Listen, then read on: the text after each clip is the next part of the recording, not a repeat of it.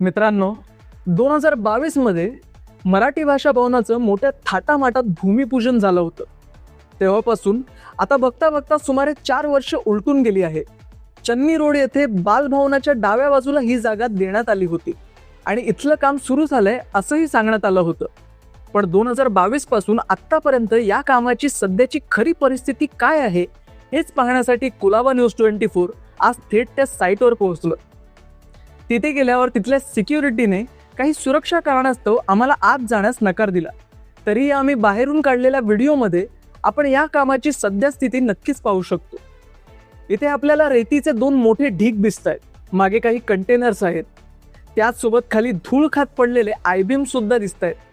कोणत्याही मोठ्या इमारतीचा सांगाडा मजबूत राहण्यासाठी आणि संपूर्ण इमारतीचं वजन पेलण्यासाठी या आयबीम्सचा मुख्य आधार असतो.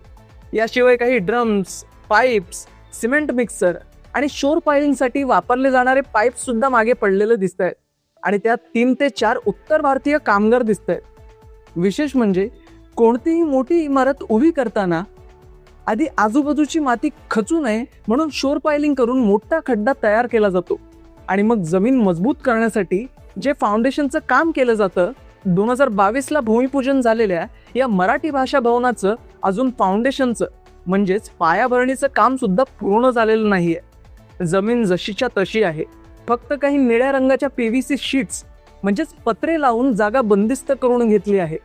यातून काम सुरू झालंय हे तर कळतंय, पण या कामाची गाडी अगदीच कासवाच्या गतीने सुरू आहे.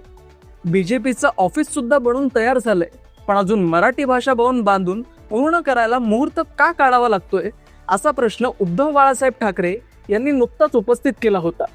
सध्या राज्यात मराठी भाषिक सरकार सत्तेत असतानाही मराठी भाषा भवनाच्या कामाला एवढा वेळ का लागतोय? 2022 ला भूमिपूजन होऊन एवढा वेळ गेला तरी अजून एक मजला सुद्धा का तयार झालेला नाही?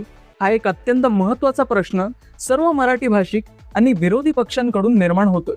आता नेमकं हे मराठी भाषा भवन कधी बनून तयार होणार आणि याच्या उभारणीच्या कामाला कधी गती मिळणार हे येणारा काळच ठरवेल.